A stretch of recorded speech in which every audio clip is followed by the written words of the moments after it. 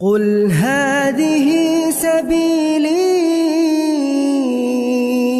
أدعو إلى الله. Assalamualaikum warahmatullahi wabarakatuh. Alhamdulillah kita ketemu lagi di channel pemberantas kemaksiatan kaum muslimin. Dan seperti biasa, sebelum kita masuk ke pembahasan, kami ingatkan untuk kaum muslimin yang belum subscribe ke channel ini, silakan subscribe untuk mendapatkan notifikasi ketika ada video-video yang terbaru yang kita upload di channel ini. Dan untuk yang sudah subscribe, kami ucapkan jazakumullahu khairan katsira. Dan kaum muslimin, orang-orang yang membela Miftah, kalau kami lihat memang ya akalnya kurang kaum muslimin ya. IQ-nya kurang. Sepertinya IQ-nya ini di bawah rata-rata kaum muslimin ya. Seperti contohnya Pak Kumis, Pak Kiai Sarif ya. Ketika viral video dari Miftah yang menggoblok-goblokkan penjual es teh yang kemudian banyak dihujat netizen sampai berujung Miftah mengundurkan diri dari jabatan utusan khusus presiden.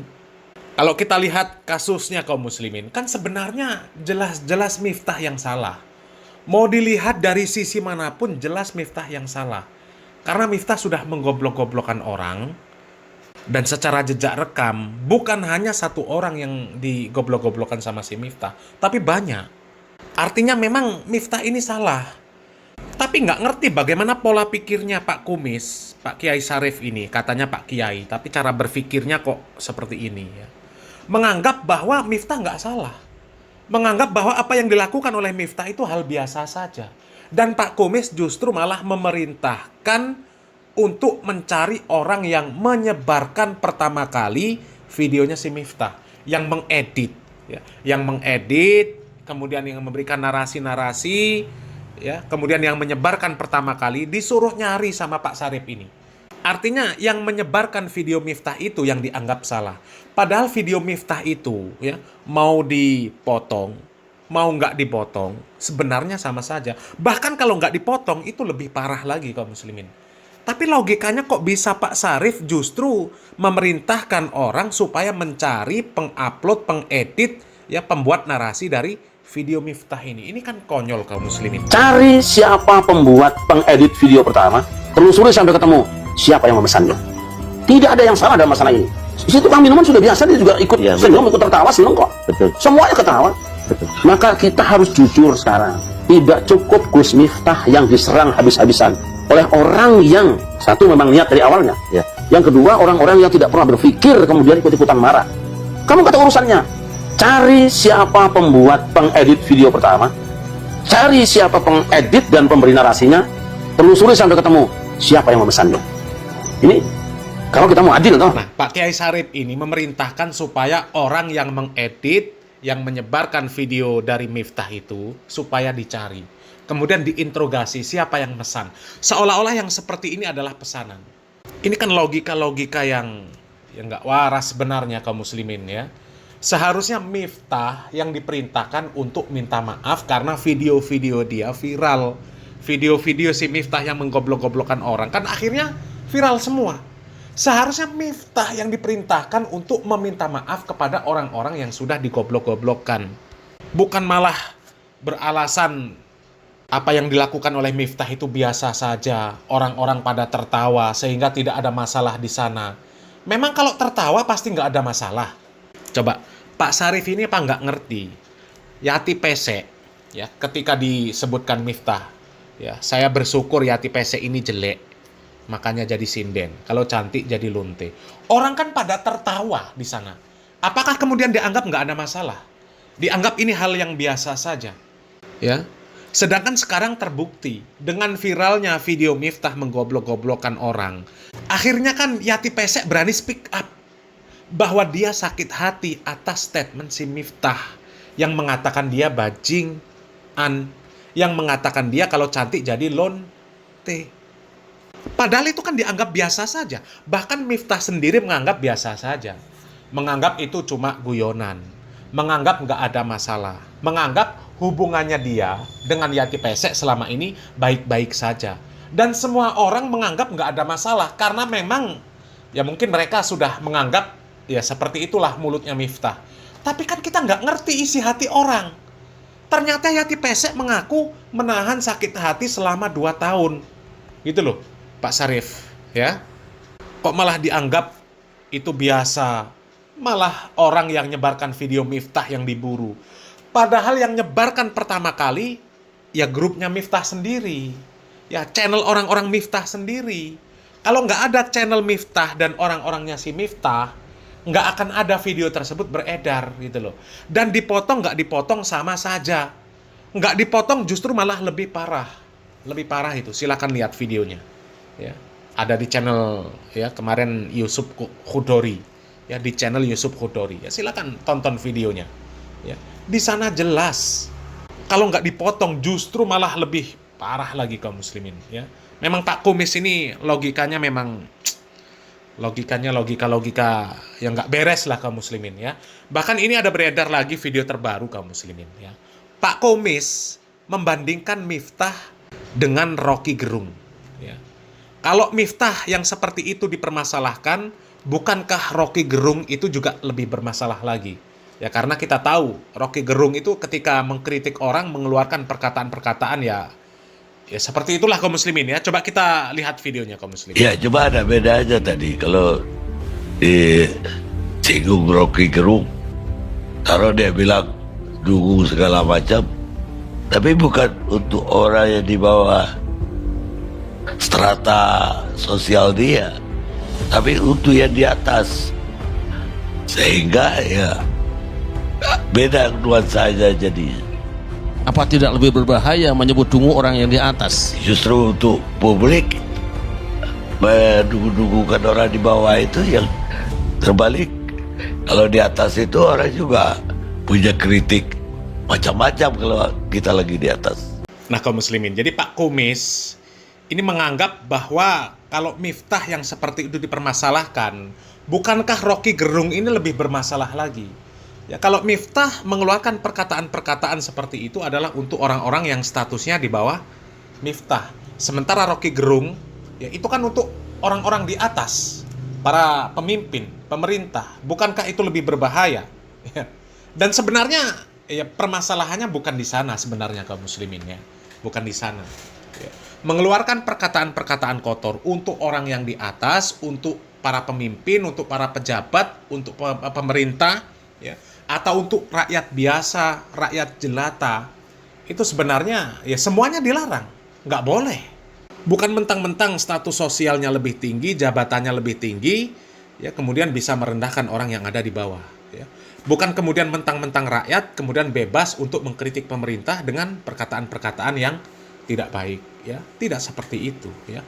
Perkataan yang tidak baik itu untuk siapa saja nggak boleh. Untuk siapa saja nggak boleh. Ya. Kita ya kalau orang Jawa tepo seliro lah kaum muslimin ya. Kita sendiri ya ketika disebut dengan sebutan-sebutan yang tidak baik pasti tidak terima. Seorang preman pun kaum muslimin ketika dilontarkan perkataan-perkataan yang nggak benar, mereka nggak akan terima. Orang yang ada di sarkem ya ketika di luar dia disebut ya sebagai LONTE ya, di luaran disebut-sebut sebagai LONTE, mereka nggak terima, nggak akan terima. Karena memang fitrah manusia itu pasti mencintai yang namanya kelembutan, mencintai kasih sayang. Nggak akan ada, meskipun preman sekalipun diperlakukan seperti preman memperlakukan orang lain, juga nggak akan terima. Mereka akan marah. Ya, tapi sekali lagi kaum muslimin, ya, permasalahannya bukan masalah mengkritik yang lebih rendah atau mengkritik yang lebih atas. Bukan di sana permasalahannya. Ya. Tapi coba kita lanjut dulu videonya kaum muslimin. Kita juga menyaksikan Bang Rocky Gerung, mungkin saya ratusan kali nonton videonya bagaimana menggunakan istilah dungu, istilah tolol, istilah apa. Tapi tidak jadi masalah di hadapannya kan, menjadi masalah bagi orang yang di luar. Tidak masalah di audiensnya kan. Tapi orang yang tidak datang di tempat itu kemudian dia potong videonya di luar. Berapa banyak orang yang mencaci maki beliau gara-gara kalimat itu. Nah begitu juga Gus Miftah. Saya memang mengatakan bahwa ada kesalahannya di situ. Kesalahannya adalah satu, beliau tidak melihat bahwa sekarang sedang kemarau panjang. Dulu di Bandung pernah ada anak mahasiswa yang melemparkan satu puntung rokok, dilemparkan, dia merasa biasa, tapi 30 hektar hutan kebakaran. padahal cuma puntung rokok. Mengapa? Karena waktu itu musim kering, kemarau panjang, ada ditiup angin. Nah, Indonesia ini sudah 10 tahun lebih kita sedang kemarau panjang karena masalah-masalah politik dan sebagainya. Nggak ngerti kaum muslimin ini pola pikirnya dari Pak Kumis ini seperti apa. Padahal dia seorang kiai. Tapi ketika menyikapi sebuah permasalahan, dia ambil dari sudut pandang apa? Ya, ini nggak ngerti dari sudut pandang apa. Sebenarnya dari sudut pandang sosial, ya, dari sudut pandang adat, budaya, itu tetap nggak bener kalau kita itu ya menggoblok-goblokan orang, mendungu-dungukan orang, itu tetap nggak bener sebenarnya kaum muslimin, ya. Bukan masalah ya Miftah itu menggoblok-goblokan orang yang ada di bawah dia secara status sosial, bukan karena Rocky Gerung ya kemudian mengkritik pemerintah kemudian dibenarkan, bukan seperti itu ya. Dua-duanya sebenarnya salah kaum muslimin ya. Tapi kenapa Rocky Gerung ini tidak terlalu disoroti, tidak terlalu menuai kritikan yang banyak?